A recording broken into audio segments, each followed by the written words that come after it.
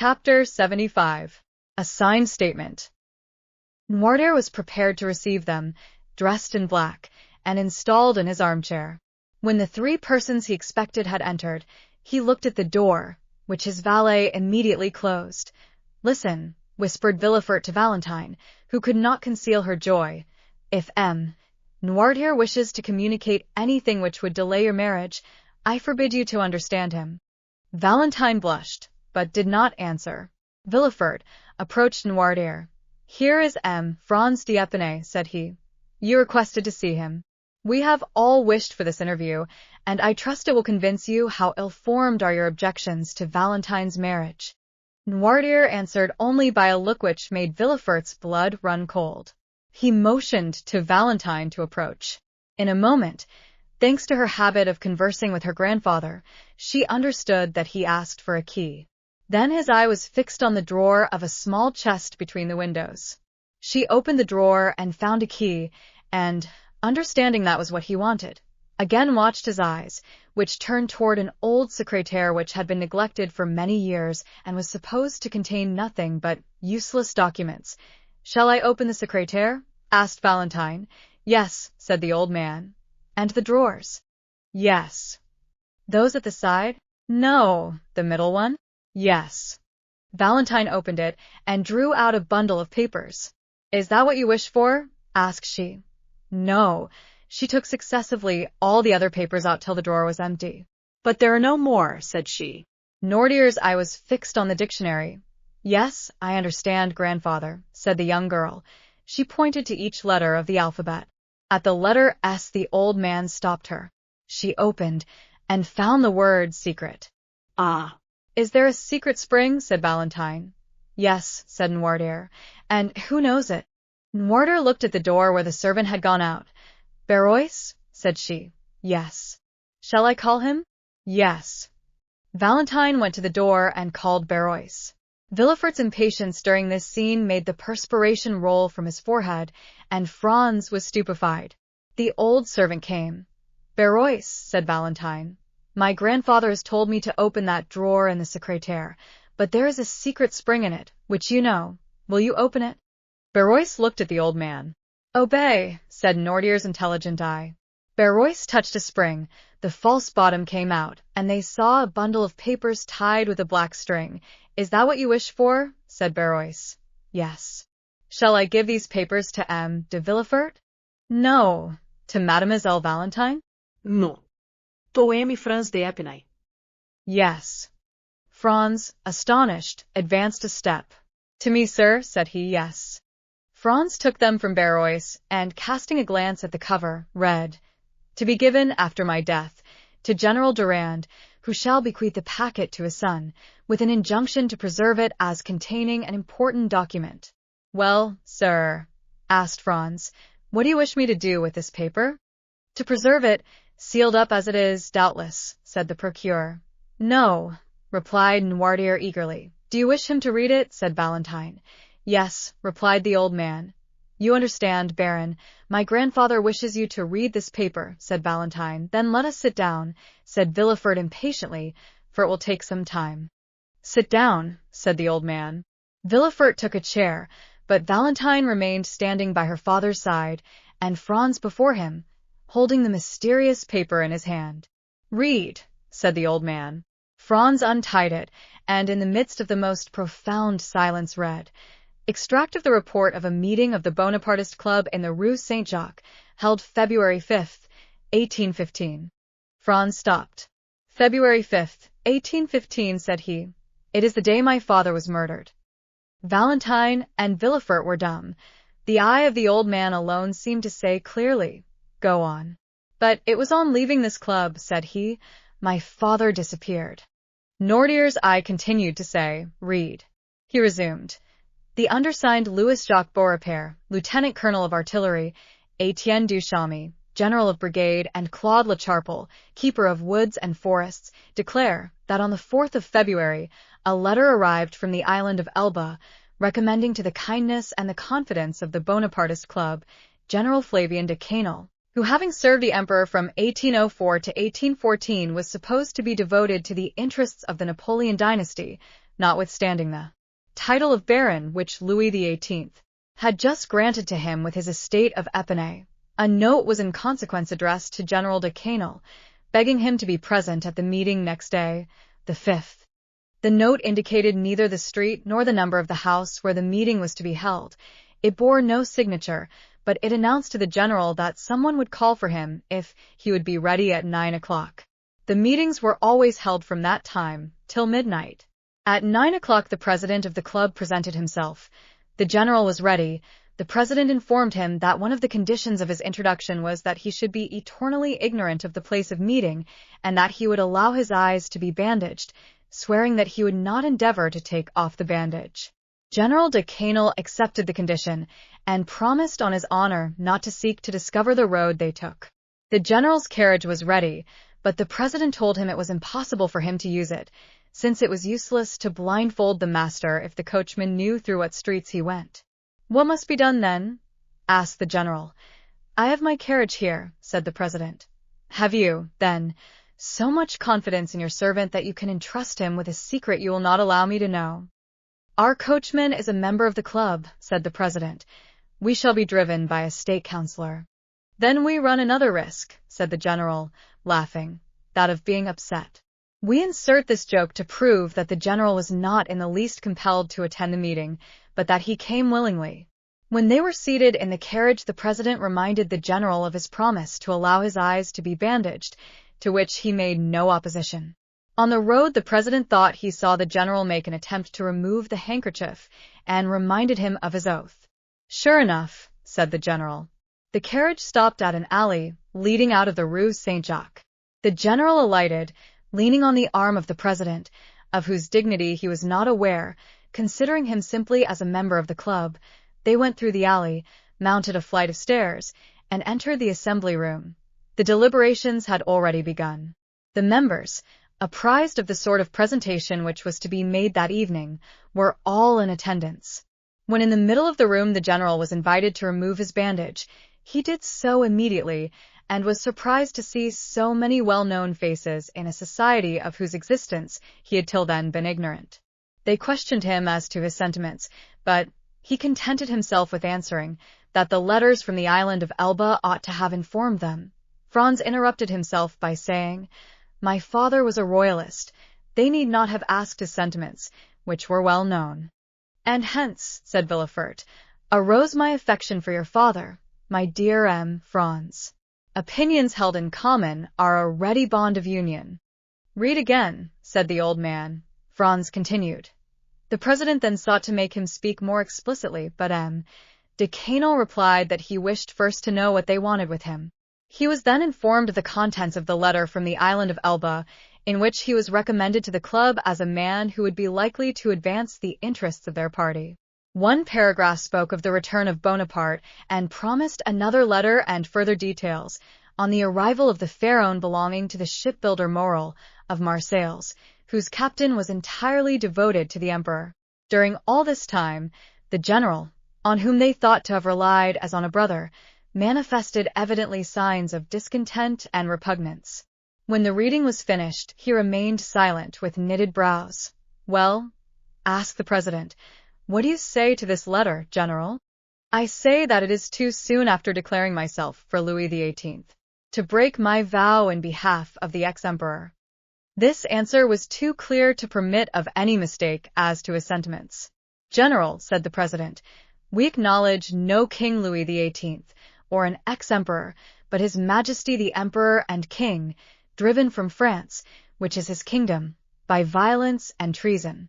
"Excuse me, gentlemen," said the general, "you may not acknowledge Louis XVIII, but I do, as he has made me a baron and a field marshal, and I shall never forget that for these two titles I am indebted to his happy return to France." "Sir," said the president, rising with gravity, "be careful what you say. Your words clearly show us that they are deceived concerning you in the island of Elba, and have deceived us. The communication has been made to you in consequence of the confidence placed in you, and which does you honor. Now we discover our error. A title and promotion attach you to the government we wish to overturn. We will not constrain you to help us. We enroll no one against his conscience. but we will compel you to act generously, even if you are not disposed to do so. You would call acting generously, knowing your conspiracy and not informing against you. That is what I should call becoming your accomplice. You see, I am more candid than you. My father, said Franz, interrupting himself. I understand now why they murdered him. Valentine could not help casting one glance towards the young man, whose filial enthusiasm it was delightful to behold.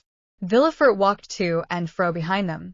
Noirtier watched the expression of each one, and preserved his dignified and commanding attitude. Franz returned to the manuscript and continued. Sir, said the president, you have been invited to join this assembly. You were not forced here. It was proposed to you to come blindfolded. You accepted. When you complied with this twofold request, you well knew we did not wish to secure the throne of Louis XVIII, or we should not take so much care to avoid the vigilance of the police. It would be conceding too much to allow you to put on a mask to aid you in the discovery of our secret, and then to remove it that you may ruin those who have confided in you. No. You must first say if you declare yourself for the king of a day who now reigns, or for His Majesty the Emperor. I am a royalist, replied the general. I have taken the oath of allegiance to Louis XVIII, and I will adhere to it. These words were followed by a general murmur, and it was evident that several of the members were discussing the propriety of making the general repent of his rashness. The president again arose, and having imposed silence, said, Sir, you are too serious and too sensible a man not to understand the consequences of our present situation, and your candor has already dictated to us the conditions which remain for us to offer you. The general, putting his hand on his sword, exclaimed, If you talk of honor, do not begin by disavowing its laws, and impose nothing by violence. And you, sir, continued the president, with a calmness still more terrible than the general's anger, I advise you not to touch your sword. The general looked around him with slight uneasiness. However, he did not yield, but calling up all his fortitude, said, I will not swear. Then you must die, replied the president calmly. D'Épinay became very pale. He looked round him a second time. Several members of the club were whispering, and getting their arms from under their cloaks. General, said the president, do not alarm yourself. You are among men of honor who will use every means to convince you before resorting to the last extremity, but as you have said, you are among conspirators. You are in possession of our secret, and you must restore it to us. A significant silence followed these words, and as the general did not reply, Close the doors, said the president to the doorkeeper. The same deadly silence succeeded these words. Then the general advanced, and making a violent effort to control his feelings, I have a son, said he, and I ought to think of him, finding myself among assassins. General, said the chief of the assembly, one man may insult 50. It is the privilege of weakness. But he does wrong to use his privilege. Follow my advice, swear, and do not insult. The general, again daunted by the superiority of the chief, hesitated a moment. Then advancing to the president's desk, What is the form? Said he. It is this. I swear by my honor not to reveal to anyone what I have seen and heard on the 5th of February, 1815, between 9 and 10 o'clock in the evening, and I plead guilty of death should I ever violate this oath. The general appeared to be affected by a nervous tremor, which prevented his answering for some moments. Then, overcoming his manifest repugnance, he pronounced the required oath, but in so low a tone as to be scarcely audible to the majority of the members, who insisted on his repeating it clearly and distinctly, which he did. Now am I at liberty to retire, said the general. The president rose, appointed 3 members to accompany him, and got into the carriage with the general after bandaging his eyes. One of those 3 members was the coachman who had driven them there. The other members silently dispersed. Where do you wish to be taken? Asked the president. Anywhere out of your presence, replied D'Épinay. Beware, sir, replied the president. You are no longer in the assembly, and have only to do with individuals.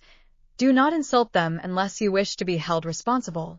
But instead of listening, D'Épinay went on. You are still as brave in your carriage as in your assembly, because you are still 4 against 1. The president stopped the coach. They were at that part of the Quai d'Ormes where the steps lead down to the river. Why do you stop here? Asked D'Epinay. Because, sir, said the president, you have insulted a man, and that man will not go one step farther without demanding honorable reparation. Another method of assassination? Said the general, shrugging his shoulders. Make no noise, sir, unless you wish me to consider you as one of the men of whom you spoke just now as cowards, who take their weakness for a shield. You are alone. One alone shall answer you. You have a sword by your side. I have one in my cane. You have no witness. One of these gentlemen will serve you. Now, if you please, remove your bandage.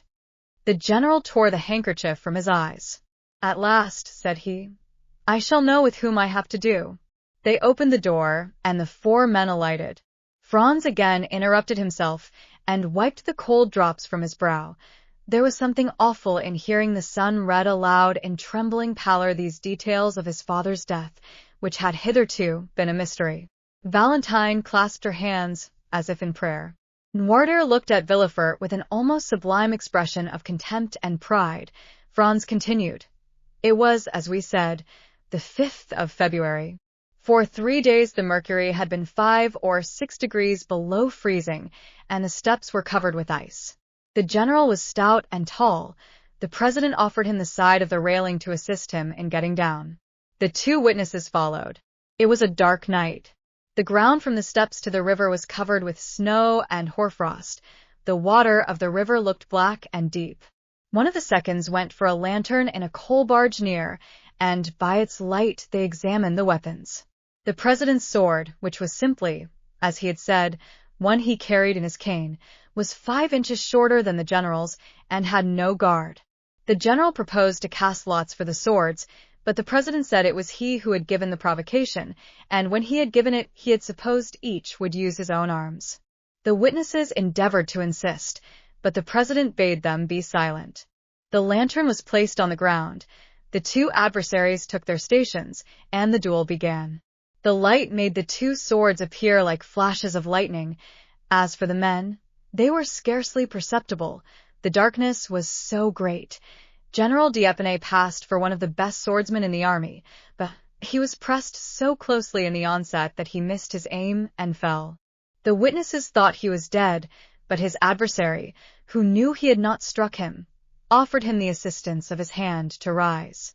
The circumstance irritated instead of calming the general, and he rushed on his adversary. But his opponent did not allow his guard to be broken. He received him on his sword, and 3 times the general drew back on finding himself too closely engaged, and then returned to the charge. At the 3rd, he fell again. They thought he slipped, as at first, and the witnesses, seeing he did not move, approached and endeavored to raise him, but the one who passed his arm around the body found it was moistened with blood. The general, who had almost fainted, revived.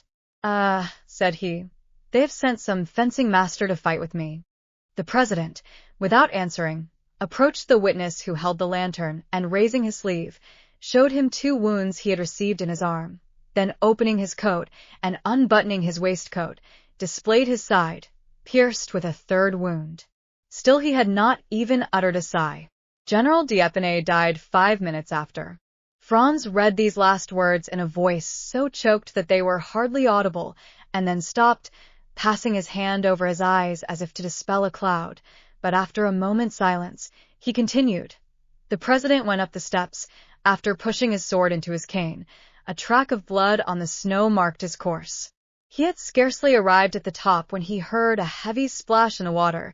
It was the general's body, which the witnesses had just thrown into the river after ascertaining that he was dead. The general fell, then, in a loyal duel, and not in ambush as it might have been reported.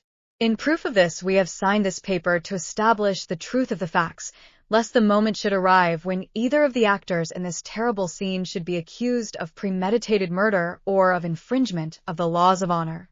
Signed, Beaurepaire, Duchamp, and Lecharpel.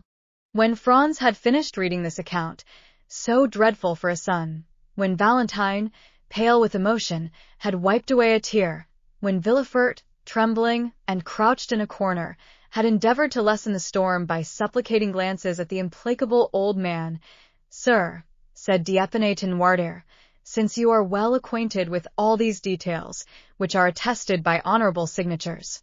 Since you appear to take some interest in me, although you have only manifested it hitherto by causing me sorrow, refuse me not one final satisfaction. Tell me the name of the president of the club, that I may at least know who killed my father." Villefort mechanically felt for the handle of the door. Valentine, who understood sooner than anyone her grandfather's answer, and who had often seen 2 scars upon his right arm, drew back a few steps. "Mademoiselle," said Franz, turning towards Valentine, "unite your efforts with mine to find out the name of the man who made me an orphan at 2 years of age." Valentine remained dumb and motionless. "Hold, sir," said Villefort. "Do not prolong this dreadful scene. The names have been purposely concealed. My father himself does not know who this president was, and if he knows, he cannot tell you. Proper names are not in the dictionary." "Oh, misery!" cried Franz. "The only hope which sustained me and enabled me to read to the end was that of knowing, at least, the name of him who killed my father." Sir," cried he, turning to Noirtier, "do what you can, make me understand in some way." "Yes," replied Noirtier. "Oh, mademoiselle," cried Franz, "your grandfather says he can indicate the person. Help me. Lend me your assistance." Noirtier looked at the dictionary. Franz took it with a nervous trembling and repeated the letters of the alphabet successively until he came to M. At that letter the old man signified yes. "M," repeated Franz. The young man's finger glided over the words, but at each one Noirtier answered by a negative sign. Valentine hid her head between her hands. At length Franz arrived at the word myself. "Yes." "You," cried Franz, whose hair stood on end. "You, Noirtier, you killed my father?" "Yes," replied Noirtier, fixing a majestic look on the young man. Franz fell powerless on a chair. Villefort opened the door and escaped, for the idea had entered his mind to stifle the little remaining life in the heart of this terrible old man.